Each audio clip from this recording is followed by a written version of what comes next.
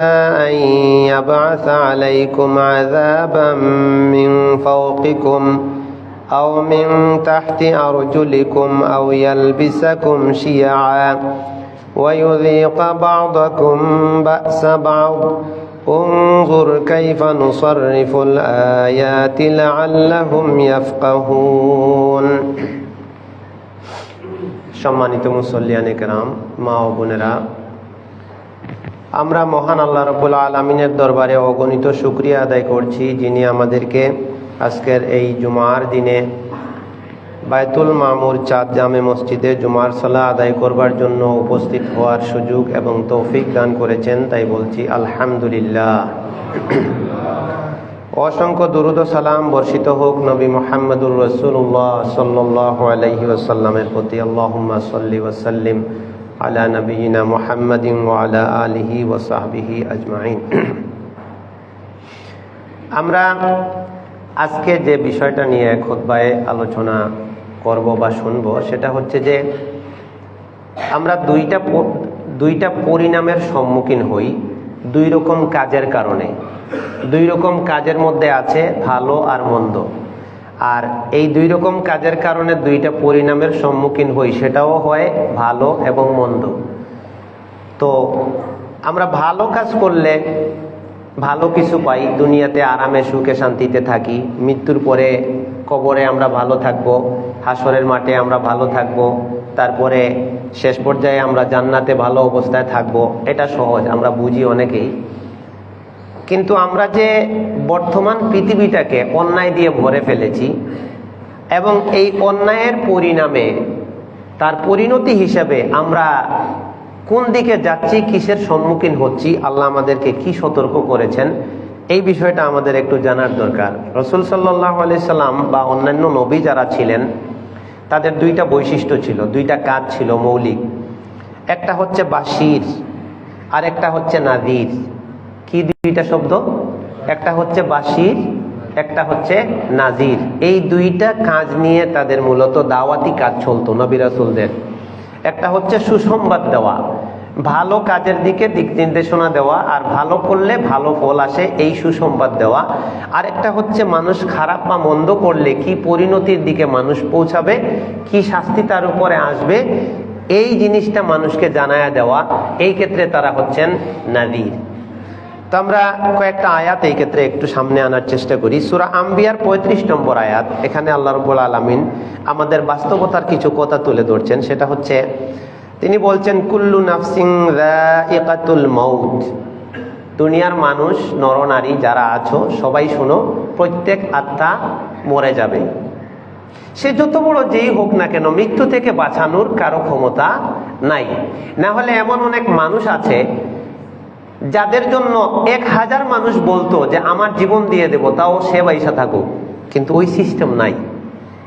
কোন দেশের রাষ্ট্রপতি হোক, রাষ্ট্রপ্রধান হোক, প্রধানমন্ত্রী হোক, সারা বিশ্বের বড় পরিচিত কোনো ব্যক্তি হোক, মৃত্যুর বেলায় সবাই এক পথের যাত্রী, এখানে কোনো পার্থক্য নাই।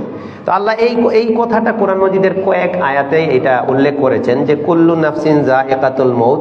এটা আমাদেরকে বোঝাতে চান যে তুমি যত বড় হও আর যাই করো, আর যত দাপট দেখাও, আর যত বড় তোমার দল হোক, আর যত বড় তোমার ক্ষমতার পরিধি হোক, আর তুমি সারা বিশ্বরে চালাও, আর যাই করো না কেন, ঠিক একটা সময়ে তুমি যায়িকাতুল মউত, মৃত্যুর স্বাদ তোমাকে গ্রহণ করতেই হবে। এখান থেকে কেউ রেহাই পায় না। তো কেউ ভালো অবস্থায় আল্লাহর কাছে যায়, মৃত্যুবরণ করে, কেউ মন্দ অবস্থায় যায়। ওইটাই আমাদের সামনে আসতেছে। পরে আল্লাহ বলছেন, এটা সূরা আম্বিয়ার 35, এই কথাটা আবার অন্যান্য জায়গায়ও আছে। তো এখানে কি বলছেন তারপরে, ওয়ানাবলুকুম বিশ-শাররি ওয়াল খাইরি ফিতনাতান ওয়া ইলাইনা তুরজাউন। আমি তোমাদেরকে পরীক্ষা করি ভালো আর মন্দ দিয়া, আর তোমরা আমার দিকে ফিরে আসবে। মানেটা কি? মানেটা হচ্ছে, তোমরা যে কয়দিন দুনিয়াতে থাকো, তোমাদের অবস্থার উত্থান পতন হয়। কতদিন ভালো যায়, শরীর সুস্থ থাকে, কতদিন আবার ওই ব্যক্তিটা নিজেই অসুস্থ যায়। কতদিন যায় তার সচ্ছল অবস্থায়, পকেটে টাকা থাকে, বাজার কামাই রোজগার ভালো করতে পারে, বাজার সদাই করতে পারে, ওই মানুষটাই আবার কিছুদিন তার এই মানে হায়াতের ভিতরে হয়তো বা বৎসরের ভিতরেই আবার অভাবের মধ্যে পড়ে যায়। একটা মানুষ কিছুদিন সবার সাথে সুন্দর সম্পর্ক থাকে, ভালো থাকে, ওই মানুষটাই সময়ের ব্যবধানে আবার মানুষের সাথে তার সম্পর্ক নষ্ট হয়ে যায়, কেউ আর তারে পছন্দ করে না, ভালোবাসে না। এই যে প্রক্রিয়াগুলো আমাদের মাঝে যায়, আল্লাহ রাব্বুল আলামিন বলছেন এই ভালো আর মন্দ দুই রকম জিনিস দিয়া আমি তোমাদেরকে পরীক্ষা করি যে তোমরা, অন্য জায়গায় আছে তোমরা সবর করতে পারো কিনা, আর এখানে আছে তোমরা আমার দিকে ফিরে আসবে এটা মনে করে তোমরা সঠিক জায়গায় ভালো অবস্থায় থাকতে পারো কিনা।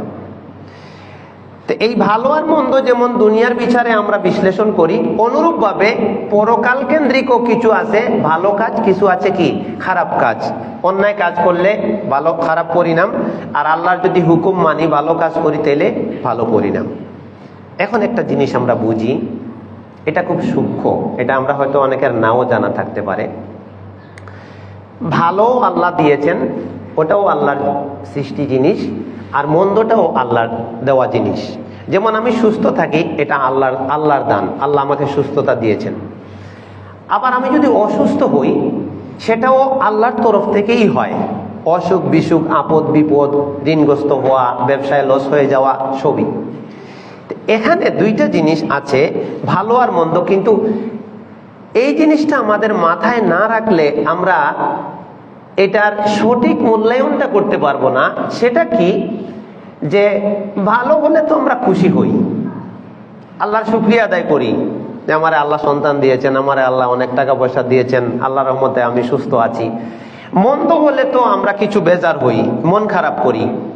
এখন মন্দটা আল্লাহ তাআলা আমাদেরকে কেন দেন, কিভাবে দেন, বা এটা আল্লাহ ইচ্ছে করে দেন না অন্য কিছু, এই জিনিসটা না বুঝার কারণে অনেক মানুষ আল্লাহ সম্পর্কে সঠিক আকীদা রাখতে পারে না। আল্লাহ সম্পর্কে সন্তুষ্টি, আল্লাহর উপরে যে সন্তুষ্টি, আল্লাহর তাকদীরের উপরে যে সন্তুষ্টি থাকা, এটা মানুষ বুঝতে পারে না। একটা আয়াত দেখেন, সূরা জিনের 10 নম্বর। কেউ যদি বিপদে পড়ে হাহুতাশ করে বা এমন অবস্থায় পড়ে গেছে আর সামাল দিতে পারতেছে না, এই আয়াতটা তার জন্য ঔষধ। আরো 2-3টা আয়াত আছে। জিনেরা বলছে, জিনেরা, সূরা জিনে তো জিনদের আলোচনা, এটা তো আমরা জানি। সূরা জিনে জিনদের আলোচনা, তাদের কিছু বক্তব্য আছে ওখানে। ওই জিনদের বক্তব্য যেগুলা, ওগুলার মধ্যে একটা বক্তব্য হচ্ছে ওয়া আন্না লা নাদরি, আমরা জানি না। এই আমরা বলতে জিনেরা বলছে। কারা বলছে? জিনেরা বলছে যে আমরা জানি না আশাররুন উরিদা বিমান ফিল আরদি, এই পৃথিবীবাসীর উপরে খারাপ কিছু চাওয়া হলো কিনা, চাওয়া হলো কিনা, কে চাইছে উল্লেখ নাই। এটা যারা একটু আরবি গ্রামার জানেন তাদের বোঝার কথা। এটারে বলা হয় ফাইলে মাজহুল। এটারে কি বলা হয়? ফাইলে মাজহুল। কোন কাজের কর্তা জানা থাকলে তারে বলা হয় মারুফ, কর্তৃবাচ্য, আর কর্তা জানা না থাকলে তারে বলা হয় মাজহুল, কর্মবাচ্য। তো এখানে কে এই মন্দটা করবে, কে তার নাম উল্লেখ নাই। তারা বলছে যে পৃথিবীতে যে এই তো আপদ বিপদ গজব চলে আসে, ভূমিধস হয়, ভূমিকম্প হয়, ওটা হয় ওটা হয়, আসমান থেকে শিলা পড়ে, পাথর পড়ে, আপনার বন্যা হয়, এই যে বিভিন্ন ধরনের আপদ বিপদ মানুষকে পেয়ে বসে, বলছে যে এটা মন্দ তাদের ব্যাপারে কি চাওয়া হচ্ছে, নাকি আম আরাদা বিহিম রব্বুহুম রাশাদা, নাকি তাদের রব তাদের ব্যাপারে ভালো কিছু চাচ্ছেন। এখানে মূল সূক্ষ্ম জিনিসটা হচ্ছে যে মন্দের ব্যাপারে আল্লাহকে জড়ানো হচ্ছে না। কি বুঝলাম? পৃথিবীতে যে মন্দ পরিণাম আসতেছে, আমার অসুখ বিসুখ, আপদ বিপদ বা সামগ্রিক যে বিপদগুলো, এই যে ভূমিকম্প, এখন এটা একটা আতঙ্ক হয়ে দাঁড়িয়েছে। বিশেষ করে ঢাকা শহরে তো এটার কোনো মানে যে অবস্থা, বিল্ডিং এর কোনো প্ল্যানিং নাই। টেকসই ইঞ্জিনিয়ার, ভালো ইঞ্জিনিয়ার দিয়ে অনেক বিল্ডিং করা হয় নাই, অনেক বিল্ডিং ডেট ওভার হয়ে গেছে। আমি অনেকদিনই ঢাকায় ছিলাম, পুরান টাউনের দিকে, তো অনেক সময় ভয় লাগতো। মানে যে মাত্রা সহ্য করার মতো ক্ষমতা একটা বিল্ডিং এর থাকার কথা, অনেক বিল্ডিং আছে এটা সহ্য করার ক্ষমতা নাই, লাখ লাখ মানুষ মারা যাবে। এই যে এগুলা সামনে আয়াত হাদিস আসতেছে, এটা আল্লাহর গজবের একটা অংশ, পরিষ্কার আয়াতে আছে এবং হাদিস তো আছেই। এবং এটা কিয়ামতের এই পূর্ব লক্ষণ, কিয়ামতের পূর্ব লক্ষণ। তো বলা হচ্ছে যে এই যে আশঙ্কা, এই যে বিপদটা, এটা পৃথিবীবাসীর জন্য চাওয়া হলো নাকি আল্লাহ তাদের জন্য ভালো কিছু চাচ্ছেন? এখানে সূক্ষ্ম বিষয়টা হচ্ছে মন্দের সম্পর্কটা মানুষের দিকে হয় তাদের পরিণামের কারণে, তাদের পাপের কারণে, তাদের অন্যায়ের কারণে আল্লাহ তাদেরকে মন্দে ফেলেন। আল্লাহ ইচ্ছা করে মানুষকে বিপদে ফেলা এটা আল্লাহর ইচ্ছা নয়। আর ভালো কিছু আল্লাহ চাইলে এটার সম্পর্ক আল্লাহর দিকে হয়, আল্লাহ মানুষকে ভালোর দিকে নিয়ে যান এবং এটাই আল্লাহর চাওয়া। এই কথাটা সূরা জুমারের 7 নম্বর আয়াতে পরিষ্কার বলা আছে, ইন তাকফুরু ফা ইন্নাল্লাহা গানিয়্যুন আনকুম। দুনিয়ার মানুষ শোনো, যদি তোমরা কুফরিতে লিপ্ত হও তাহলে আল্লাহ তোমাদের থেকে ধনী। মানে কি? সারা পৃথিবীর মানুষকে আল্লাহ বলছেন সবাই যদি তোমরা কুফরিতে লিপ্ত হয়ে যাও আল্লাহ ধনী। মানে সারা পৃথিবীর মানুষের কুফরি করাতে আল্লাহর সম্মানের ইজ্জতের কিচ্ছু যায় আসে না। আল্লাহ আল্লাহর সম্মান থেকে সামান্য কিঞ্চিত পরিমাণ কিছু কমবে না। তারপরে কি বলছেন? ওয়ালা ইয়ারদা লিইবাদিহিল কুফরা। তবে মনে রেখো, মানুষ কুফরি করবে, মানুষ শিরিক করবে, মানুষ অন্যায় করবে, মানুষ আল্লাহর নাফরমানি করবে, আল্লাহ এটা চান না। তাহলে আল্লাহ চান মানুষ ভালো হয়ে যায়। পরে আবার আল্লাহ বলছেন ওয়া ইন তাশকুরু ইয়ারদাহু লাকুম। তোমরা যদি কৃতজ্ঞতা প্রকাশ করো, তোমরা যদি শুকরিয়া করো, তোমরা যদি আল্লাহর হুকুম মানো, এতে তোমাদের রব তোমাদের উপরে সন্তুষ্ট হবেন। সুবহানাল্লাহ। এই 3টে আয়াত থেকে আমাদের কি মেসেজ আমরা পেলাম? যে আমাদের এই দুনিয়াতে এবং আখেরাতে আমরা ভালো এবং মন্দ এই 2টা পরিণামের শিকার হই। বোঝা গেছে কথা? এই মন্দ যদি আমরা পাই, খারাপের মধ্যে আমরা যদি পড়ি, তাহলে এটা আমাদের কোনো কর্মের ফলাফলের কারণে হয়। আর ভালো যদি কিছু পাই, সেটা আল্লাহ রাব্বুল আলামিন অনুগ্রহ পূর্বক বা আমাদের ভালো কাজে সন্তুষ্ট হইয়া আল্লাহ দান করেন। তাইলে প্রশ্ন আসতে পারে যে মন্দটা আল্লাহ সৃষ্টি করলেন কেন?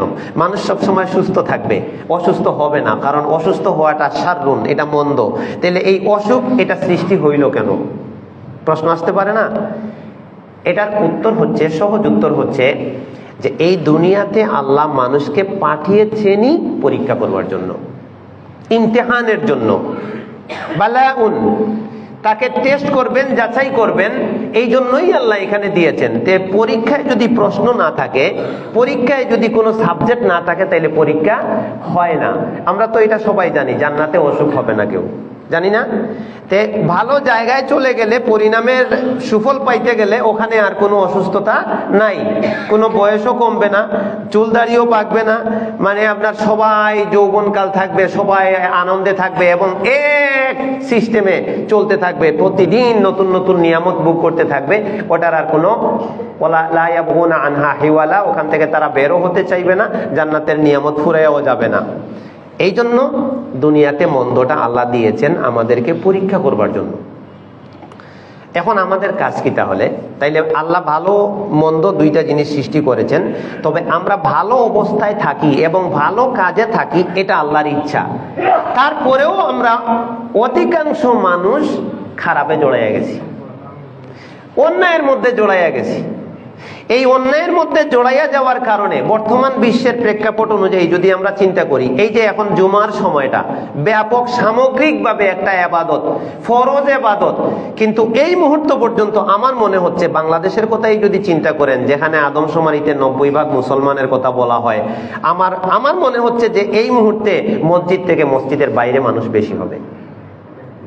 ঠিক এই মুহূর্তেও এই যে আমরা অন্যায়ের দিকে জড়াইয়া গেলাম, মানুষ খারাপ হয়ে গেল, এই খারাপ হয়ে যাওয়ার কারণে মানুষ তো নিজে বুঝতেছে না তার পরিণামটা। এই জন্য আল্লাহ রাব্বুল আলামিন দায়ী পাঠানো শুরু করলেন। দায়ী মানে এটা ইসমে ফাইলের শব্দ, যিনি দাওয়াত দেন। কিসের দিকে দাওয়াত দেন? মানুষকে আল্লাহর দিকে দাওয়াত দেন, মানুষকে সতর্ক করেন, মানুষকে সুসংবাদ দেন। আর এই কাজটাই ছিল নবী রাসূল প্রেরণের উদ্দেশ্য। সুবহানাল্লাহ। এই প্রেক্ষাপটটা অত্যন্ত মারাত্মক জিনিস। কেউ প্রশ্ন করতে পারে যে এত নবী পাঠানোর দরকার কি, এত কিতাব পাঠানোর দরকার কি? ওই যে মানুষ তার দায়িত্ব ভুলে অন্যায়ের দিকে চলে গেছে, আল্লাহর দাসত্ব ভুলে সে গায়রুল্লাহর দাসত্বের দিকে চলে গেছে, আল্লাহর হুকুম না মাইনা সে অন্যের হুকুম মানে, আল্লাহর প্রশংসা না কইরা সে অন্যের প্রশংসা করে। ইস, কারো থেকে একটু স্বার্থ নিব বা কারো চাকরি করে বা কারো প্রশংসা করলে কিছু পায়, এই মানুষের মানুষ যে তেল মারে, এর যদি অর্ধেক সামান্য কিঞ্চিত আল্লাহর প্রশংসা করতো তাহলে মনে আল্লাহ তার উপরে 1000 গুণ খুশি হয়ে যেতেন। এরকম হচ্ছে মানুষের অবস্থা। এই জন্য সূরা আহজাবের 54 নম্বর আয়াত আল্লাহ পরিষ্কার বলছেন, ইয়া আইয়ুহান নাবিয়্যু, হে নবী, কি? ইন্না আরসালনাকা, অবশ্যই আমি তোমাকে প্রেরণ করলাম, পাঠাইলাম মানব জাতির কাছে কি হিসাবে? শাহিদান, 1 নাম্বার হচ্ছে তুমি সাক্ষী হইয়া থাকবা। সুবহানাল্লাহ। নবী রাসূলরা কি হয়ে থাকবে? সাক্ষী হয়ে থাকবে। কিসের সাক্ষী? এটা আমরা বুঝিনি। নবী রাসূলরা কিন্তু সাক্ষী। কিসের সাক্ষী? তারা আল্লাহর দ্বীন মানুষের কাছে পৌঁছাইছেন, সতর্ক করেছেন এবং ভালো কাজের সুসংবাদ দিয়েছেন, এর সাক্ষী। এটা একটা। আরেকটা হচ্ছে মানুষ কি করেছে এরও সাক্ষী। আমি আব্দুর রহমান কি করছি, নবী রাসূলরা যখন যদি থাকতেন আজকে আমরা কি করি, তাহলে নবী রাসূলরা যদি দেখতেন তাহলে এটা সাক্ষী, তারা আল্লাহর সামনে গিয়ে বলে দেবেন। কিন্তু এখন যে নবী রাসূল নাই, মুহাম্মদ সাল্লাল্লাহু আলাইহি ওয়াসাল্লাম যে এখন নাই, তারপরেও আমাদের পরিণাম সম্পর্কে আল্লাহ তাকে অবগত করায় দিবেন। আর আগের উম্মত যারা, তার আগমনের পূর্বের উম্মত যারা, তাদের ব্যাপারেও তাকে সাক্ষী বলা হয়েছে। এটা আমরা জানছি তো আয়াতে। হ্যাঁ, অন্যান্য ওয়াজিনা বিকা আলা হাউলাই শাহিদা, ওই যে ওই আয়াতটা জানি না আমরা সূরা নিসার, যে আল্লাহ নবী সাল্লাল্লাহু আলাইহি ওয়াসাল্লাম সাহাবীরে বললেন যে তুমি কোরআন পড়া শোনাও। তো তিনি বললেন যে আপনার উপরে কোরআন নাজিল হয়, তা আমি আবার আপনাকে পরে শোনাবো কেন? বলে না, আমার শুনতে মন চায়। আমার কি করতে মন চায়? শুনতে মন চায়। পরে তিনি সূরা নিসা তিলাওয়াত করা শুরু করলেন। সূরা নিসা তিলাওয়াত করতে করতে করতে করতে যখন এই আয়াতে পৌঁছালেন যে আমি তোমাকে নবী রাসূল হিসেবে প্রেরণ করেছি এবং তোমাকে সাক্ষী হিসেবে হাসরের মাঠে উঠাবো, প্রত্যেক উম্মত থেকে একজন সাক্ষী থাকবে, ওয়াজিনা বিকা আলা হাউলাই শাহিদা, আর তুমি মুহাম্মদ সাল্লাল্লাহু আলাইহি সাল্লাম হবে সমস্ত নবী এবং সমস্ত উম্মতের উপরে সাক্ষী। সুবহানাল্লাহ। প্রশ্ন আসতে পারে যে নবী সাল্লাল্লাহু আলাইহি সাল্লাম আমাদের তিনি তো আসছেন শেষ পর্যায়ে, তো আগে যে এত নবী রাসূল ছিলেন তারা কি দাওয়াত দিয়েছেন, তাদের উম্মত কি রিপ্লাই দিয়েছিল, এটা তো তিনি দেখেননি। তো তিনি তাদের উম্মতের ব্যাপারে কি সাক্ষী দিবেন? তিনি যে সময়টাতে ছিলেন, 63 বছর বয়স হায়াত পেয়েছিলেন, ওই সময় তো তিনি যাদের দাওয়াত দিয়েছিলেন তাদের তিনি দেখেছেন, কারা তার কথা নিয়েছে, কারা তাকে মানে নাই, কারা তাকে কষ্ট দিয়েছে, তাদের ব্যাপারে সাক্ষী দিতে পারেন। কিন্তু তার ইন্তেকাল হয়ে যাওয়ার পরে আমরা যারা বর্তমানে আছি এবং কিয়ামত পর্যন্ত থাকবো, তাদের সাক্ষী তিনি কিভাবে হবেন? কিন্তু আয়াত তো স্পষ্ট বলছে, ইয়া আইয়ুহান নাবিয়্যু ইন্না আরসালনাকা শাহিদা, আমি তোমাকে সাক্ষী হিসেবে প্রেরণ করেছি। এর উত্তর কি দিবেন? প্রশ্ন বুঝে আসছে? আমাদের নবী কি সাক্ষী।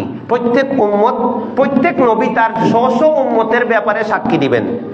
আর নবী মুহাম্মদ সাল্লাল্লাহু আলাইহি ওয়াসাল্লাম গোটা বিশ্ব জগতে যত নবী রাসূল আসছিলেন, যত উম্মত আসছিলেন, সবার উপরে সাক্ষী দিবেন। সুবহানাল্লাহ। সবার ব্যাপারে তিনি সাক্ষী। তাহলে তিনি আগেরদেরকে জানলেন কেমনে, আর পরে যারা আসবে তাদের জানবেন কেমনে? আগেরদেরকে আল্লাহ ওহীর মাধ্যমে জানাই দিয়েছেন আগেই। এই জন্য তিনি বলতে পারছেন যে অমুক নবীর উম্মত, অমুক নবী যে তার উম্মতের কাছে এই দাওয়াত দিয়েছিলেন, উম্মতেরা এইটা বলছে, পরে আল্লাহ তাদেরকে এইভাবে ধ্বংস করে দিয়েছেন। এটা তিনি বললেন কেমনে? ইউসুফ আলাইহিস সালামের কাহিনী বললেন কেমনে? তাহলে আল্লাহ তাকে জানায় দিয়েছেন আগেই ওহীর মাধ্যমে, তার হায়াত জীবদ্দশায়। আর আমরা এখন যা করতেছি এটাও আল্লাহ তাকে জানায় দিবেন যে এই এই এই অবস্থা, তিনি সাক্ষী। এরপরের কথাটা কি? দুইটা কথা আছে, ওয়া মুবাশশিরান ওয়া নাযীরা। এই তিনটা কাজ, নবীদের তিনটা কাজ এখানে উল্লেখ করা আছে। ইন্না আরসালনাকা শাহিদান, 1 নাম্বার তুমি সাক্ষী, তুমি সত্যের সাক্ষী।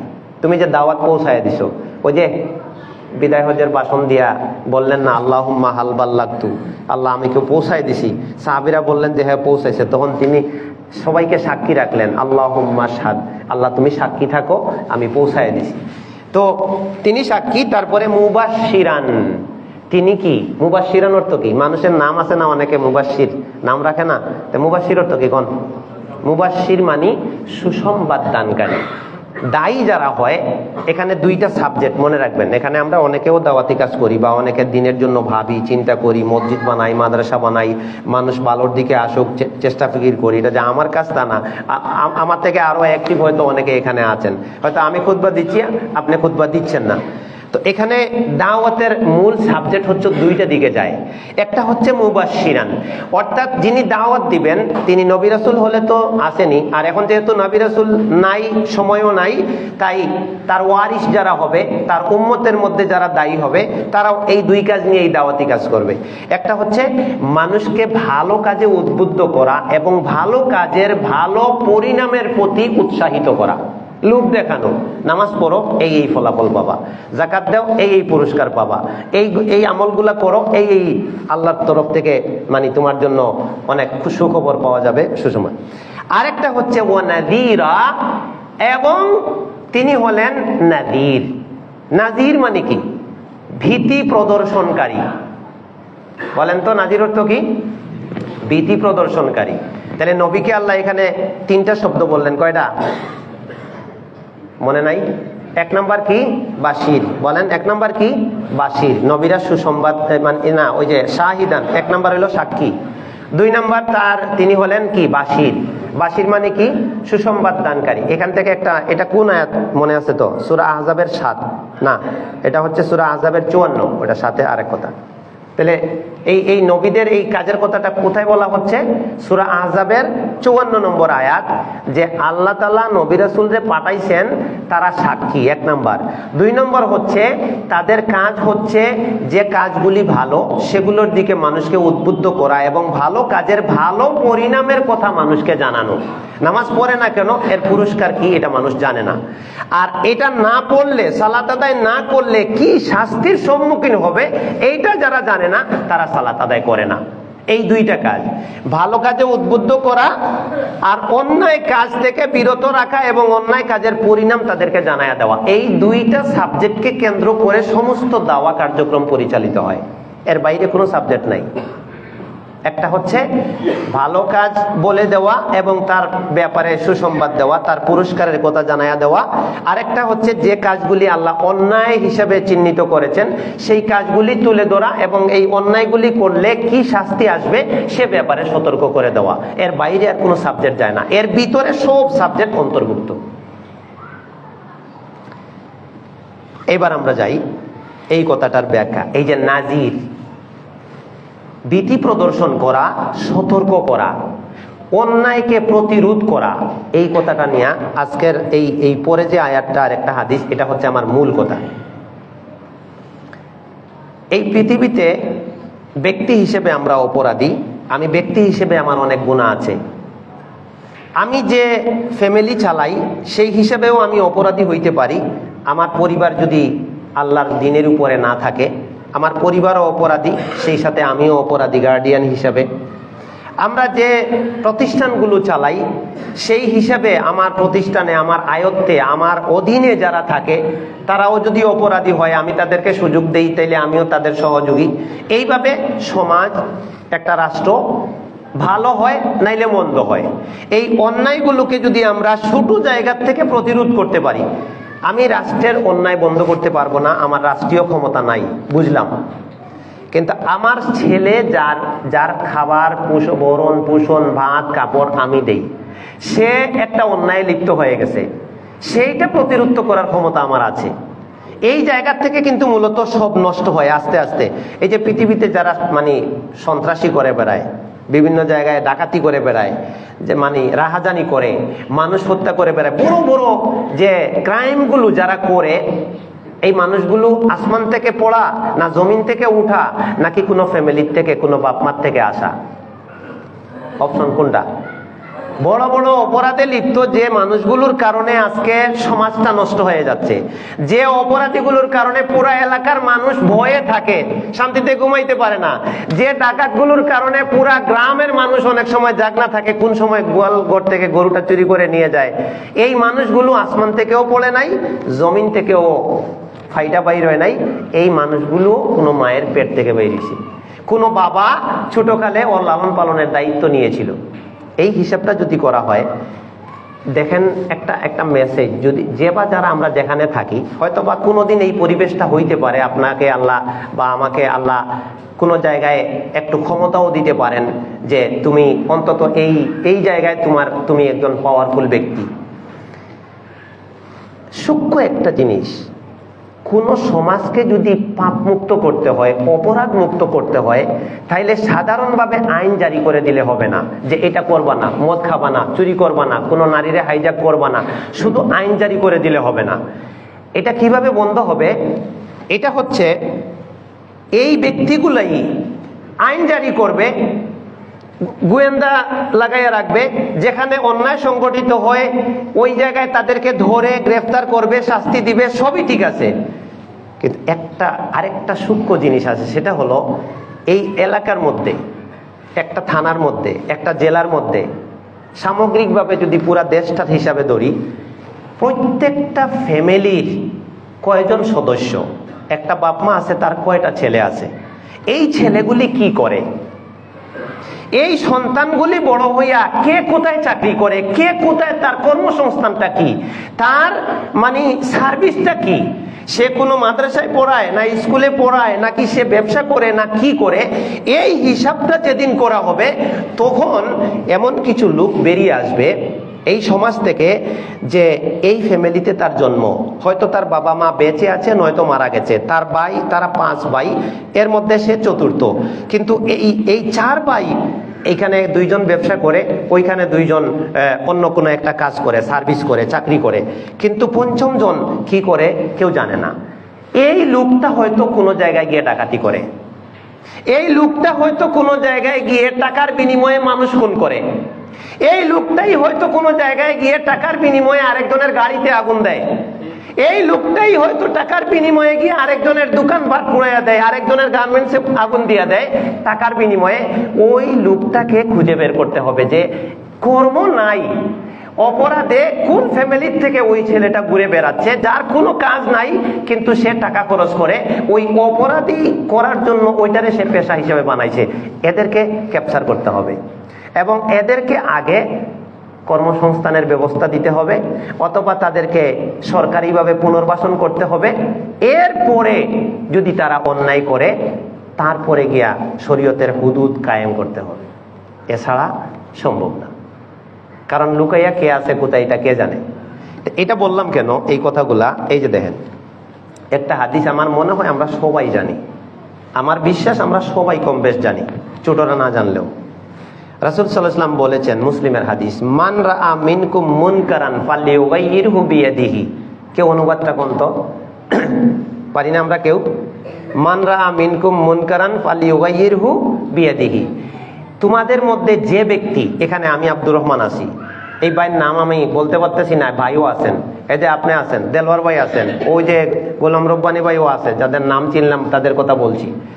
আল্লাহ নবী বলছেন মান যে এই জের মধ্যে কেউ বাদ নাই, বলছেন মান রাআ মিনকুম মুনকারান, তোমাদের মধ্যে যে ব্যক্তি তোমার সামনে অন্যায় দেখতে পাচ্ছ, তোমার পরিবারে, তোমার বউয়ের, তোমার ছেলের, তোমার মেয়ের, তোমার আশপাশের, তোমার প্রতিবেশীর, তোমার অফিসের, তোমার কর্মসংস্থানের, যেখানে তুমি অন্যায় দেখতে পাচ্ছ, 1 নাম্বার ফালিয়ুগাইয়িরহু বিয়াদিহি, শক্তি দিয়ে রোধ করে দাও, ওরা অ্যারেস্ট করো, শাস্তি দাও।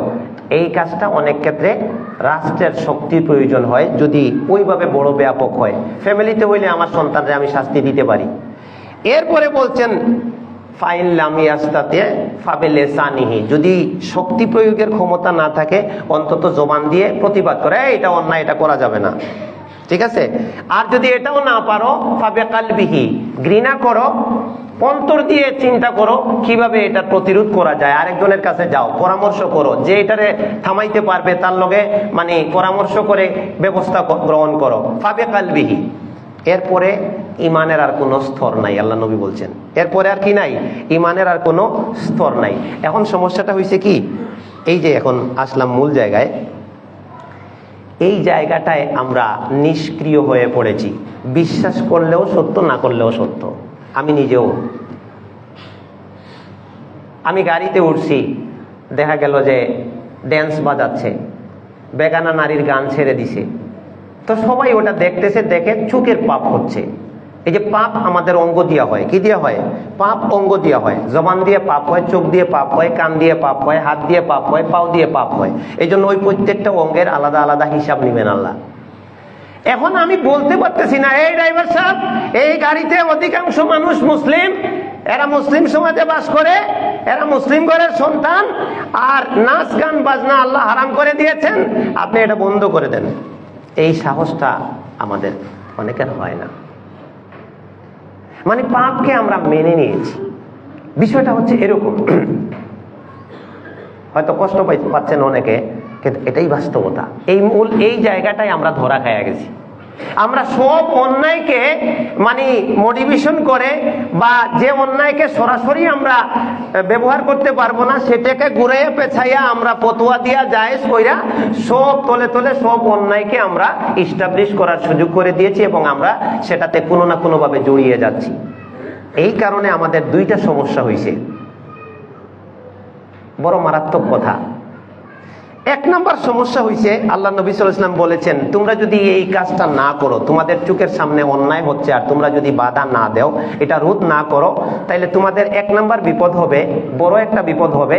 তোমরা আল্লাহর কাছে দোয়া করবা, তোমাদের দোয়া আল্লাহ কবুল করবেন না। টঙ্গীর মতো বিশ্ব ইজতেমা, কত দোয়া তো কবুল হচ্ছে না।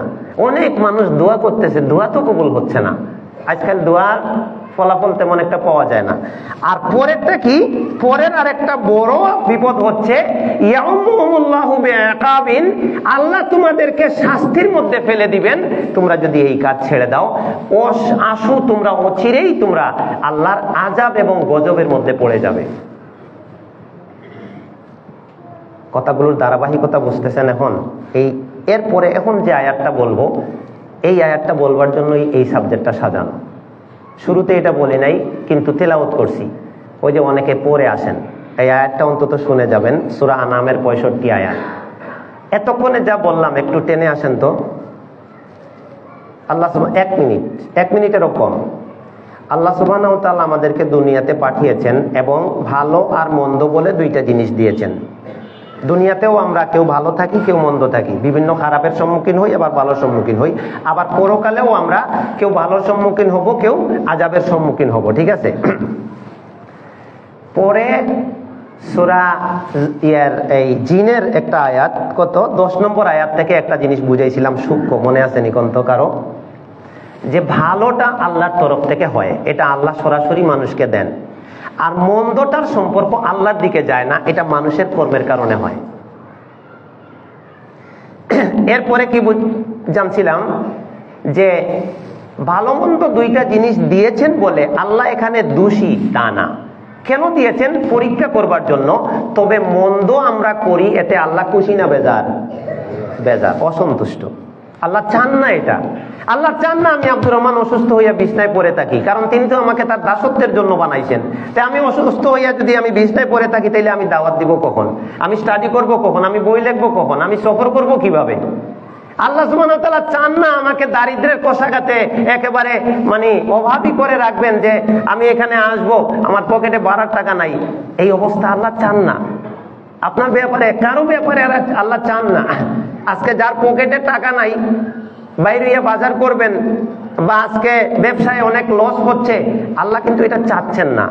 কিন্তু কোনো একটা কারণে হচ্ছে, সেটা হচ্ছে আমাদের কোনো ত্রুটির কারণে, বা আমাদের কোনো পলিসি হয়তো আমরা ভালো মেকআপ করতে পারতেছি না, যে কোনো ব্যাপারে আমাদের কোনো দুর্বলতার কারণে হচ্ছে। আল্লাহ এটা চান না। লা ইয়ারদা লিইবাদিহিল কুফরা, মানুষ খারাপের দিকে যাক, আল্লাহ এতে সন্তুষ্ট না। এরপরে বলছেন ওয়াইন তাশকুরু ইয়ারদাহু লাকুম, তোমরা যদি ভালোর দিকে থাকো, আল্লাহর শুকরিয়া কৃতজ্ঞতা আদায় করো, আল্লাহ তোমাদের উপরে খুশি। সুবহানাল্লাহ। এরপরে বলেছিলাম যে এই ভালো আর মন্দ, এই দুইটা জিনিস যখন মানুষের সামনে আসলো, তখন মানুষ ভালোটা ছেড়ে অধিকাংশ মানুষ খারাপের দিকে ঝুঁকলো। অধিকাংশ মানুষ বেনামাজি, অধিকাংশ মানুষ মিথ্যাবাদী, অধিকাংশ মানুষ মহিলা বেপরদায় চলে, অধিকাংশ মানুষ হারামের মধ্যে লিপ্ত। মানে এইভাবে যদি হিসাব করি, তাহলে অন্যায় এবং খারাপের সংখ্যাটাই কি বেশি। এমত অবস্থায় আল্লাহ রাব্বুল আলামিন কি করলেন? যদি বলতে পারেন তাহলে তো খুতবা মনে আছে, নাইলে খুতবা মনে নেই।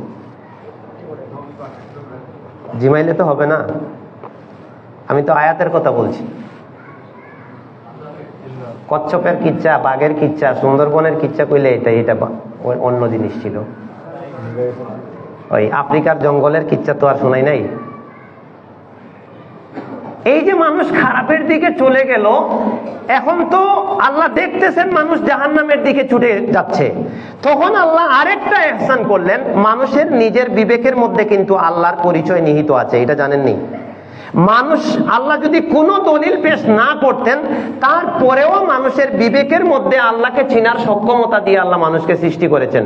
কুল্লু মাউলুদ ইউলাদু আলাল ফিতরা, প্রত্যেকটা সন্তান ফিতরতের উপরে জন্মে, তার মানে সে আল্লাহর পরিচয়, নবীর পরিচয়, জান্নাতের পরিচয় এবং ইসলাম সম্পর্কে জানার এই যোগ্যতা নিয়েই মানুষ দুনিয়াতে আসে। তার বাপ মা তারে ইহুদি বানায়, খ্রিস্টান বানায়, তার সমাজ তারে নষ্ট করে। এটা আল্লাহর প্রথম ইহসান মানুষের উপরে। কিন্তু তারপরেও যখন মানুষ বুঝলো না, এবার আল্লাহ নবী রাসূল পাঠাইলেন। তো সূরা জুমারের 54 আয়াতে, সূরা আহজাবের 54 আয়াতে নবীদের 3টা কাজ পাইছিলাম। একটা কি? তারা সাক্ষী। একটা কি? তারা সাক্ষী। 2 নম্বর তারা কি? বাশীর, তারা সুসংবাদদাতা। 3 নম্বর তারা কি? নাজির, ভীতি প্রদর্শনকারী। এই ভীতি প্রদর্শন কেন প্রয়োজন? মানুষ যে জাহান্নামের দিকে ছুটছে, এই জন্য আল্লাহ নবী কি বললেন? অন্যায় যেখানেই হবে প্রতিবাদ করতে হবে। তুমি যে লেভেলে আছো, যে সামর্থ্যে আছো, প্রতিবাদ করতেই হবে। যদি আমরা মুখ বুঝে থাকি আর সব মেনে নেই, তাহলে তো আরো অন্যায় বাড়তে থাকবে। বুঝছিনি কথা? যদি অন্যায়ের প্রতিবাদ একেবারে ছেড়ে দেই, তাহলে মহা 2টা বিপদ আসবে। 1 নম্বরটা কি আপনি কোন তো? তাহলে তো খুতবা শোনেন নাই, দোয়া কবুল হবে না। 2 নম্বর কি? আরেকটা কি? আযাবের মধ্যে আল্লাহ শাস্তি দিবেন, আযাবের মধ্যে আল্লাহ লিপ্ত করে দিবেন আমাদেরকে। আর সামান্য সময় আছে, অন্য চিন্তা থাকলে আপাতত একটু অনুরোধ করব, বাইরের চিন্তা ফালায় দেন। ব্যবসা বাণিজ্য, ঘরের সংসারের আপদ বিপদ থাকলে একটু আমরা পড়ি আস্তাগফিরুল্লাহ ওয়া আতুবু ইলাইহি। আর এই সময়টা, জুমার সময়টা হচ্ছে দোয়া কবুলের সময়। এই সময়টাতে মানে মাথাটা রাখবেন উপরে। আল্লাহ আর রহমান ওয়া আলাল আরশি ইস্তাওয়া, আল্লাহ আরশে আজিমের থেকে সব আমাদের সব দেখতেছেন, সব শুনতেছেন। তো ওই সময়ে ডান বাম, বাড়ি, ব্যবসা বাণিজ্য ফালায়া আমি আমার খুতবা, আমার কোরআনের আয়াত আর আমার আল্লাহ নবী সাল্লাল্লাহু আলাইহি ওয়াসাল্লাম যখন কোনো মনের চাহিদা থাকতো, তখন বারবার আকাশের দিকে তাকাইতেন। কোনো আল্লাহওয়ালা মানুষ বিপদে পড়লে দেখবেন যে আকাশের দিকে তাকায়। কাদ নারা তাকাল্লুবা ওয়াজহিকা ফিস সামা, নবী আমি তো দেখি বারবার তুমি আকাশের দিকে তাকিয়ে আছো। কেন? ওই যে বাইতুল মাকদিসের দিকে কিবলা ছিল, আর নবীর টান কোন দিকে? কাবার দিকে। সাথে সাথে আল্লাহ বললেন ফাওয়াল্লি ওয়াজহাকা শাতরাল মাসজিদিল হারাম। তোমার মনের আকুতি আমি বুঝছি, বলা লাগে নাই, খালি আকাশের দিকে তাকাচ্ছেন, বলতেছেন না যে আমি ওই কিবলা পছন্দ করি না, আমি কাবা পছন্দ করি, বলার দরকার নাই। আমাদের আল্লাহ এত সূক্ষ্ম এবং এত জ্ঞানী, আপনার আমার মনে যেটা উঠছে বলার আগে তিনি জানেন। সুবহানাল্লাহ। এর নাম হচ্ছে আলিমুম বিযাতিস সুদূর। অন্তরে যেটা উঠে পড়ে সেটাও আল্লাহ জেনে ফেলেন, বলার আগে জানেন। এখন আমরা দোয়া করে পাচ্ছি না। আর আমরা যদি সত্যিকারের মুমিন হই, আল্লাহর প্রিয় হই, আল্লাহ বলছেন তুমি চাওয়ার আগেও আমি দিতে পারি। এখন এই যে আল্লাহ শাস্তি দিবেন আমাদেরকে যদি আমরা অন্যায়কে প্রশ্রয় দিতে থাকি, যেভাবে এখন দিছি, এই শাস্তির ধরনটা কেমন? 2টা আয়াত আমি রেফারেন্স দিয়ে দেব। আমি এখানে শুধু জাস্ট উল্লেখ করব, কারণ আমার সময় হাতে অত বেশি নাই। এই 2টা আয়াত আমি অনুরোধ করব বাড়িতে গিয়ে তাফসীর সহ পড়বেন এবং মানুষকে জানানোর চেষ্টা করবেন একটু। এই 2টা আয়াত এখন যদি মানুষ নজরে না আনে আর না বুঝে, সামনে আরো বড় বিপদের মুখে আমরা পড়বো, তখন আর এই বিপদ টেকেল দেওয়া যাবে না। ওই যে একটা হাদিস, যে একটা নৌকা, সেখানে অনেক যাত্রী আছে, তো নিচে কিছু লোক আছে, উপরের তলায় কিছু লোক আছে। তো নিচের এরা পানি আনতে গেলে উপরে গিয়া পানি উঠাইতে হয়, কারণ নৌকায় তো নিচ থেকে পানি তোলা যায় না, সিস্টেম নাই। নিচ থেকে পোড়া থাকলে তো আপনার পানি উঠে নৌকা ডুববে। তো নিচের লোকেরা মনে করলো যে ফুড়া করে পানি তুলি, তো ফুড়া করছে, কেউ বাধা দেয় নাই। এখন কি হলো, সবাই ডুববে না ডুববে। তো এই আজকে পড়তেছিলাম জিলজালের এক হাদিসে যে আল্লাহ যখন কোনো জনপদে শাস্তির ফয়সালা করে ফেলেন, তখন আমি আব্দুর রহমান বিন মুবারক আলী মনে করবেন যে অনেক লেখক, খতিব, হ্যাঁ, কোরআন দিয়া কথা কই, এটা কিচ্ছু কাজ হবে না। আমি তাহাজ্জুদ করি, আমি অনেক ভালো কাজ করি, কিন্তু আমি যে বসতিতে বাস করি এই জায়গায় যদি অধিকাংশ মানুষ অন্যায় লিপ্ত হয়, আর এই অন্যায়ের কারণে আল্লাহ যদি বন্যার ফয়সালা করেন, আল্লাহ যদি আসমান থেকে বৃষ্টির শিলা পাথরের ফয়সালা করেন, আল্লাহ যদি অন্য কোনো আযাব ভূমিকম্প দিয়ে এটা ধ্বংস করে দেওয়ার ফয়সালা করেন, আমি আব্দুর রহমানের তাহাজ্জুদ ওখানে কোনো কাজ করবে না। আমাকেও ওখানে ডুবে যেতে হবে, আমাকে সহ মরতে হবে।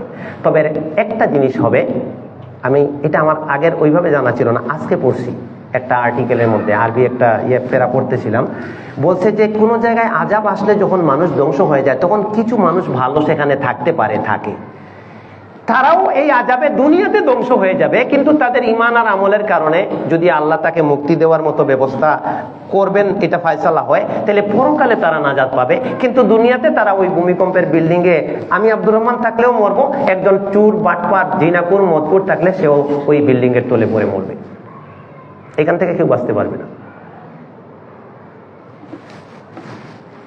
সূরার নাম আনআম, আয়াত নম্বর 65, আর সূরার নাম আল আনকাবুত, আয়াত নম্বর 40। মুখস্থ করেন। আনআমের কত? 65, আর আল আনকাবুতের 40। এই যে আমরা বেপরোয়া হলে পৃথিবীতে যখন অন্যায় পাপ বেড়ে যাবে, তখন আল্লাহ কিভাবে আমাদেরকে শাস্তির দিকে নিয়ে যাবেন একেবারে চোখে আঙ্গুল দিয়ে আল্লাহ দেখায় দিয়েছেন। এই যে দেখো, আর আমরা এর মধ্যে কিন্তু পড়ে গেছি, আমরা বুঝতে পারতেছি না। বিশ্বাস করেন, মানুষ এই আযাবে লিপ্ত যারা আছে, এরাও জানে না যে আল্লাহ তাআলা কোরআনের এই আয়াতে বলছেন এই আযাবে আমি পড়বো, এটা জানে না। জানলে এইরকম সিস্টেমটা করতো না। আমি দেখাই দিচ্ছি, চোখের সামনে দেখতে পাবেন, আমি দেখাই দিচ্ছি। আল্লাহ বলছেন, আমি এটা শুরুতে পড়ছিলাম ওই আয়াতটা, কুল, হে নবী আপনি বলুন, মানুষকে জানায় দেন, কারণ আপনি তো দায়ী, আপনি তো বাশির, আপনি তো নাজির, তাই না? বাশিরাম ওয়া নাজিরা, এটা হচ্ছে নাজির, সতর্ক করা, আপনি জানায় দেন। হুয়াল কাদির, হে মানুষ তোমাদের রব ক্ষমতাশালী, তোমরা তাকে দুর্বল ভেবো না। হুয়াল কাদির, তিনি হচ্ছেন সবার উপরের ক্ষমতার অধিকারী। ওই বাংলাদেশের প্রধানমন্ত্রী আর আমেরিকার প্রধান প্রেসিডেন্ট আর অমুক তমুক, তারে তোমরা ক্ষমতা, যে অমুকে দেশ চালায়, অমুকে বিশ্ব চালায়, কিছু এগুলার কোনো খাওয়া নাই। হুয়াল কাদির, তিনি আল্লাহই হচ্ছেন সবচেয়ে বড় ক্ষমতাশালী। কিসের উপরে? আলা আইয়াবাতা আলাইকুম আযাবান, যে তোমাদের উপরে আল্লাহ আযাব ঢেলে দিবেন। এই আযাবের ধরনটা বলছেন, এক নাম্বার মিন ফাওকিকুম, তোমাদের মাথার উপর থেকে আযাব আসবে। মাথার উপর থেকে আযাব মানে আসমান থেকে পাথরের বৃষ্টি পড়লে আমাদের ঘর বাড়ি ফসল নষ্ট হয়ে যায়, জানি তো, এই আযাবটা আসবে। দেখছি আমরা, ফসল পেকে আসছে, এমন শিলা পড়ছে, মানে গড়ের টিন টুন গেছে গা, ফসল একবারে সব নষ্ট হয়ে গেছে, দেখেন নাই কোনোদিন? আচ্ছা, এটা তো একটা বললাম। উপর থেকে আর কি আযাব আসতে পারে? মনে করেন এমন খরা, বৃষ্টি নাই, রোদের তাপ বেড়ে গেল, সব ফসল পুড়ে ছারকার হয়ে যাচ্ছে, উপরের আযাব। আচ্ছা, এরকম ছাড়া আরো একটা আযাবের নাম বলেন তো, যেটা উপর থেকে আসে? বজ্রপাত। আর কিছু? আমি একটা বলি, অবাক হয়ে যাবেন। খারাপ শাসক আল্লাহ চাপায়া দিবেন, ওই নিষ্পেষিত করবে, নির্যাতন করবে, মারবে, কাটবে, জেল দিবে, মানে ভালো মানুষদেরকে একেবারে অত্যাচারিত করবে, এটাও উপরের আযাব। খারাপ শাসক মুসাল্লাত হওয়া কোনো জায়গায়, এটা ওই জাতির জন্য শাস্তি। আর ভালো শাসক কোন জায়গায় যাওয়া মানে ওই মানুষের জন্য এটা আল্লাহর রহমত। এই জন্য ওই যে আল্লাহ নবী সাল্লাম কিসরার খবর যখন পাইলেন যে ওখানে একজন মহিলা আপনার নেতৃত্বে আছে, তখন এই কথাটা বলেছিলেন, লান ইউফলিহা কওমুন ওয়াল্লাউ আমরাহুম ইমরাতান, ওই জাতি কোনো দিন সফল হবে না যারা তাদের নেতৃত্বের দায়িত্ব কোনো মহিলার গায়ে তুলে দিছে, সে যত বড় যাই হোক। কারণ আল্লাহ কাজ ক্যাটাগরি ভাগ করে দিয়েছেন, মহিলাকে আল্লাহ ইমামতির দায়িত্ব দেন নাই, তার আরো অনেক কাজ আছে, সেগুলা সে করবে। ইমামতির দায়িত্ব তাইলে এখানে একজন মহিলা দাঁড় করে আজকে জুমা পড়েন, মানবেন কেউ? মানবেন? এক কথা বল না, মানবেন কেউ? এইখানে একজন মহিলা আজকে নামাজ পড়াবে, কেউ মানবেন? কেউই তো মানবেন না। তাইলে সারা দেশের ইমামতি করবে, তারে মানেন কেমনে? আমি রাজনীতি করি না, রাজনীতির বয়ানও দিচ্ছি না, কিন্তু আমি তো হাদিস তো বলতে হবে, আমি তো আমার কথা বলছি না। তাইলে ওই হাদিস উল্টায় দেন, হাদিসের ওই ঘটনা উল্টায় দেন, ওইটা ডিলিট করে দেন, তারপরে এই কথার উপরে আপনি কোনো অভিযোগ আনেন। আর যদি নবীর ওই হাদিস ঠিক থাকে, তাইলে আপনাকে আমাকে এটা বুঝতে হবে, যদি কোনো কারণে বুঝি না, তাইলে ওই কারণটাই হচ্ছে আমাকে জাহান্নামে নেওয়ার জন্য যথেষ্ট।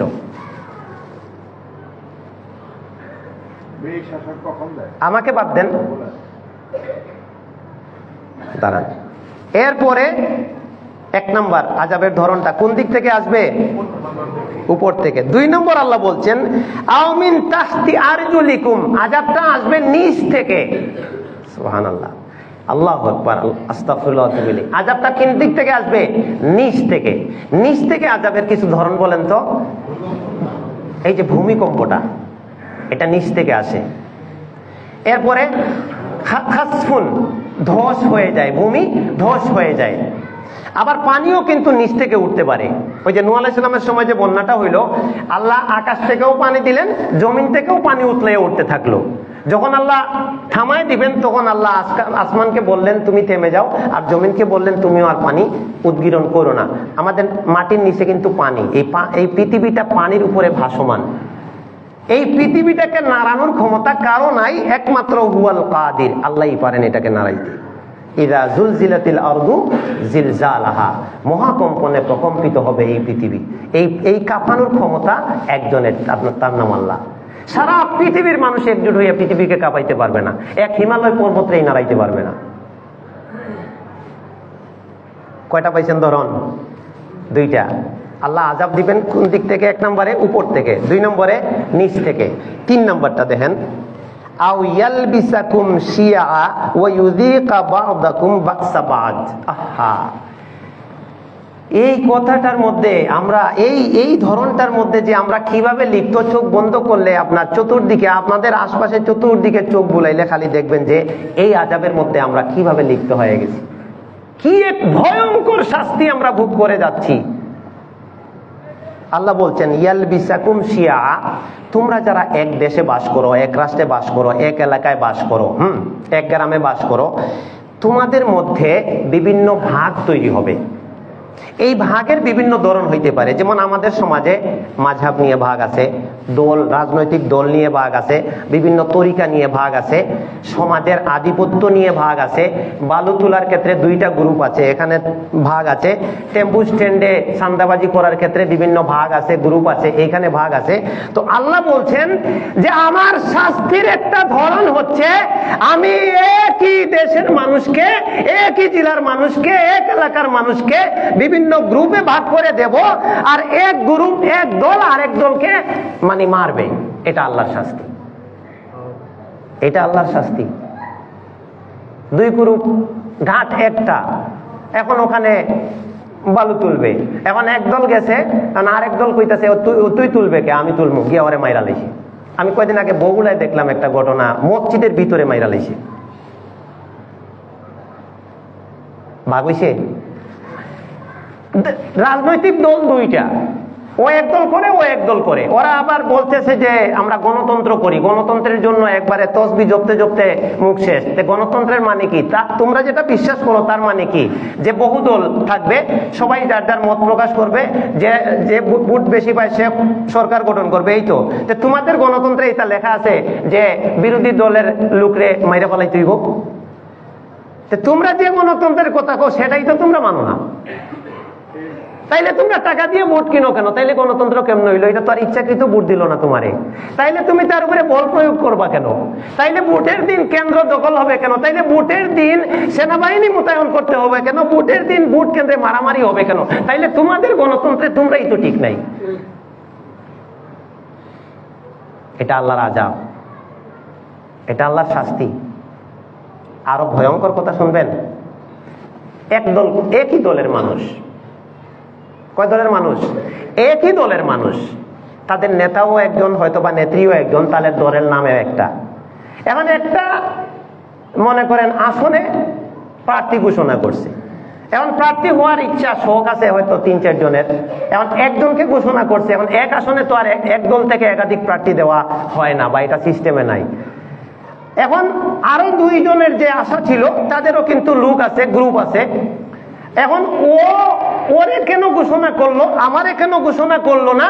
এখন ও শোডাউন করতেছে, ওরা আবার আরেক দল নিয়ে এখানে মারামারি করতেছে, গাড়ি পোড়াইয়া দিচ্ছে, দোকান পোড়াইয়া দিচ্ছে, রাস্তা বন্ধ করে ব্লক করে দিছে।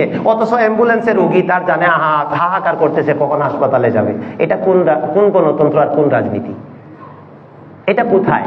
এটা তোমাদের যে গণতন্ত্রের কথা বলো সেইখানে কোথায় এটা? মানছি আল্লাহরে তো মানিই নাই, দুনিয়ার নিয়ম তো মানি নাই। তা আমরা কোন জাতি? একই দলের লোক তার দলের অফিস পুরাইয়া দিতেছে, তার দলের আরেক প্রার্থীর আপনার সব ছিঁড়ে টিড়ে ফেলাই দিতেছে। এর চেয়ে অসভ্যতা পৃথিবীতে আর কি আছে? এই যে আল্লাহ বলছেন পরস্পরের মারামারি, এটা আল্লাহর আযাব। পরস্পরের এই যে দলাদলি আর ভাগাভাগি আর মারামারি, এটা আল্লাহর কি? আযাব। কিন্তু যারা এটাতে লিপ্ত আছে তারা জানে না যে আমি আল্লাহর আযাবে পড়ে গেছি, নাইলে তওবা করত। এই কথাগুলি কোন সূরার কত আয়াত? এই যে আপনি কইবেন, আমার দিকে যে তাকাই আছেন সাদা টুপি, ওই যে মুরব্বীর পিছনে যে আপনি যে পিছন দিকে তাকাচ্ছেন, আপনি কোন এই কথাগুলো কোথায় আছে? তাইলে আপনার কারণে আমি খুতবা বন্ধ করে দেব। হ্যাঁ, আমার শরীর কাঁপতেছে, আমি এগুলো বলতে পারতেছি না, বিশ্বাস করেন আমার শরীর কাঁপতেছে। মানে আমার মনে যেন আমি বইসা পড়ি, এগুলো বলা যায় না। মানে আল্লাহর আয়াত যে এত মানে হুবহু যে মিলে যাচ্ছে চোখ দিয়ে। শুনেন, কোরআন আপনি অর্থ বুঝবেন, অর্থ পড়বেন, কিন্তু কোরআনের আরেকটা জিনিস আছে। আয়াতটারে, এই আয়াতটা নাজিল হয়েছে 1450 বছর আগে, আয়াতটা নাজিল হয়েছে মুহাম্মদ সাল্লাল্লাহু আলাইহি ওয়াসাল্লামের উপরে। আর এখন আমি আয়াতটা পড়লাম, কিন্তু এই আয়াতটা তো রহিত হয় নাই, এটা কিয়ামত পর্যন্ত কোনো না কোনো জায়গায় সেট আপ হবে। এই জিনিসটাই হচ্ছে কোরআনের মূল শিক্ষা, যে এই আয়াতটা তো বহু আগের, আমার আগে তো অনেক যুগ চলে গেছে, কিন্তু বর্তমানে যে এই আয়াতটা প্রযোজ্য, এটা কোথায় প্রযোজ্য? আপনার যদি এই আয়াতটা জানা থাকে, আর যদি আপনি বুঝতে পারেন যে এই জায়গায় এই আয়াতটা প্রযোজ্য, ওই দিন আপনি কোরআন বুঝছেন, বা আমি কোরআন বুঝছি। এর আগে কোরআন বুঝি নাই। এটা কোরআনের আরেকটা পড়া, যে এই আয়াতটা এখন কোথায় গিয়ে খাপ খাচ্ছে। এই যে 2 দলে যখন মারামারি হয়, বা এক দলের দুই গ্রুপে যখন মারামারি হয়, তখন এই আয়াতটা মনে পড়ে, আউয়াল বিসাকুম শিয়া, 2 গ্রুপে ভাগ করে দেব, আর এক দল আরেক দলকে মারবে, গুলি করবে, মানে তারে বন্দুক দিয়ে মারবে, তার হুন্ডা পুড়াই দিবে, গাড়ি পুড়াই দিবে, তার বাড়িতে আগুন দিয়ে দিবে। অথচ একই দলের মানুষ, অথচ একই পাড়ার মানুষ। হয় কেন? এটা কেন? এটা কোন শিক্ষা? এটা তো অমুসলিমরাও কেউ বলবে না, বিশ্বাস করেন না। এটা কোনো হিন্দু ধর্ম, বৌদ্ধ, খ্রিস্টানদের গ্রন্থেও তো থাকবে না যে এইভাবে মানুষকে মানে হয়রানি করা। কোনো কিছু হইলেই রাস্তা বন্ধ করে দেয়, অমুক জায়গায় রাস্তা অবরোধ, কিছু হইলেই রাস্তা অবরোধ। রাস্তা তোমার বাপের রাস্তা? আল্লাহর নবী যেখানে বললেন যে ইমানের একটা অংশ হচ্ছে যে কি, ইমাতাতুল আযা আনিত তারিক, একটা কাঁটা রাস্তায় থাকলে সেটা ফালাইলে তুমি ইমানদার, আর সেটা না সরাইলে তোমার ইমানের সমস্যা আছে, কারণ আরেকজন মানুষের কাঁটা বিদ্ধ হবে। এখানে আল্লাহ নবী বলেন না আর একজন মুসলমান বিপদে পড়বে, আরেকজন পাপী হইলেও সে কাঁটায় বিদ্ধ হোক, এটা ইসলাম চায় না। আর তুমি গাড়ি বন্ধ করে দিয়া রুগীরে কষ্ট দিতেছ। এক মহিলা, তার শিশু বাচ্চা কান্না করতেছে, তাড়াতাড়ি বাসায় যাবে, গরমের মধ্যে অস্থির হয়ে যাচ্ছে, তুমি তারে কষ্ট দিতেছ। এটা কোন গণতন্ত্র, কোন শিক্ষা, কোন কিতাবে আছে এইগুলা? অথচ কোন জায়গায় ঢাকা আশপাশ পাস দিতে গেলে আগে হিসাব করি যে কোনো জায়গায় কোনো আবার অবরোধ পড়ে কিনা, অনেক সময় বাইপাস করি, অনেক সময় কোনো আগাম বার্তা পাবেন না। আপনি ঢাকা থেকে ময়মনসিংহ যাইবেন, দেখবেন যে ওই এক জায়গায় আমি কতবার পড়ছি, বিশ্বাস করেন, ঢাকা থেকে আমি ওই যে টাঙ্গাইল যাইতে গাজীপুর বাইপাস হয়ে যাইতে হয়, আমি কতবার পড়ছি, মানে কতখানি গেছি, কি ছোট্ট একটা বিষয় নিয়ে এই যে গাড়ি বন্ধ করে থুয়ে দিছি। আমি নাইমা ওই জায়গাটা পাশ দিয়ে সামনে গিয়ে উঠি বা রিক্সা দিয়ে কোনো একটা, কিন্তু যে মহিলার লোকে তার দুধের বাচ্চা আছে সে কি করবে? যে মানুষটা রোগী নিয়ে হাসপাতালে আসছিল ডাক্তার দেখাইতে, সে কি করবে? ও তো হাঁটতে পারে না। এই কষ্টটা কেন দিলাম? আর এই কষ্টের কারণে তো আজাব আরো বেড়ে যাবে।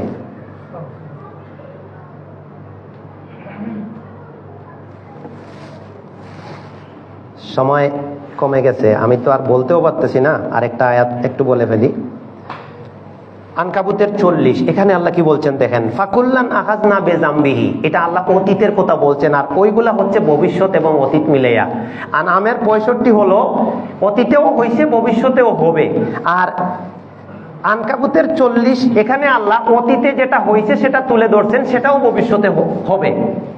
এটা হচ্ছে কুল্লান আখাযনা বিযামবিহি, আমি প্রত্যেককে তার অপরাধের জন্য ধরেছিলাম।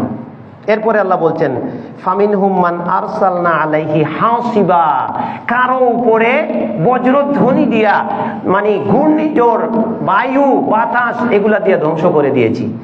ওয়ামিনহুম মান আখাযাতহুস সাইহা, কাউকে বিকট আওয়াজ দিয়ে ধ্বংস করে দিয়েছি। ওয়ামিনহুম মান খাসাফনা বিহিল আরদা, কাউকে ভূমি ধস কইরা ধ্বংস করে দিয়েছি। ওয়ামিনহুম মান আগরাকনা, কাউকে পানিতে ডুবাইয়া ধ্বংস করে দিয়েছি। হুয়াল কাদির, তুমি তো জানো না তোমার মাথার উপরে কে? হুয়াল কাদির, তিনি একমাত্র ক্ষমতাবান, যিনি এগুলা করতে পারেন, তিনি এগুলা করতে পারেন। এই জন্য এই কথাগুলো বলার আগে আল্লাহ তার এই সিফাতটা উল্লেখ করেছেন, হুয়াল কাদির, তিনি ক্ষমতাবান, যিনি এগুলা করতে পারেন, কেউ রুখতে পারে না। এরপরে আল্লাহ একটা কথা বলেছেন, এই কথাটা বলার পরে সূরা আনকাবুতের শেষে সুবহানাল্লাহ, এটা পড়লে বাস্তবতা সব চলে আসে যে কেন এগুলা। আল্লাহ বলছেন ওয়ামা কানাল্লাহু লিয়াযলিমাহুম, এই শাস্তিগুলো যে আমি মানুষকে দিচ্ছি, দিয়েছি, দিচ্ছি, দেব, এই 3 কালেই শাস্তিগুলো হবে। কোনোটা হয়ে গেছে, কোনোটা হচ্ছে, কোনোটা হবে। আমি তো কিছু মনে করবেন না, মানে আমার ভয় লাগে, ওই যে নির্বাচনের একটা হাওয়া বইছে না, এটা মানে কি হবে জানি না, তবে মনে হয় যেন এগুলা মানে প্রচুর মারামারি, বিভিন্ন জায়গায় মারামারি, কাটাকাটি। ওই যে নির্বাচন পরে পত্রিকায় আপনারা খবরে দেখবেন, অমুক এলাকায় অমুক কেন্দ্রে নির্বাচনী সহিংসতার কারণে 2 জন প্রাণ হারিয়েছেন, এরকম খালি খবর পাইবেন। এটা দেখে আসতেছি।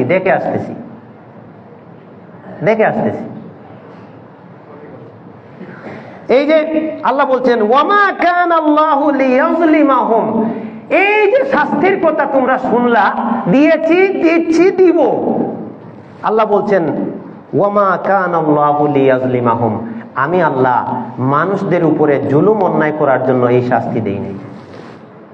ওয়ালাকিন কানু আনফুসাহুম ইয়াযলিমুন, মানুষ নিজেরা জালিম ছিল, নিজেরা অন্যায়কারী ছিল, যার কারণে এটা তাদের প্রাপ্য হয়ে গিয়েছিল।